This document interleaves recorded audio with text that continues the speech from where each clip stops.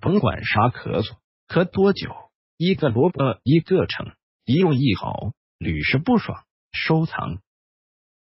春季气候干燥，气温忽高忽低，咳嗽也随之而来。大多数人对于感冒的第一反应就是吃药或打针，但是有些吃了好几天药了，也还是反反复复断不了根，症状也并没有缓解多少。那么，孩子春季感冒咳嗽，那到底该如何应对呢？又该如何避免春季感冒咳嗽呢？风寒咳嗽、痰稀、气急夜痒、流清涕、怕冷，稍有发热，白萝卜水1，准备1个萝卜，洗净2，切4到5薄片。3. 切好的萝卜片放入锅，加水，水淹没萝卜片，大火烧开后转小火煮5分钟。风热咳嗽和痰不爽，痰黄或稠黏，喉燥咽痛，蒸橙子1。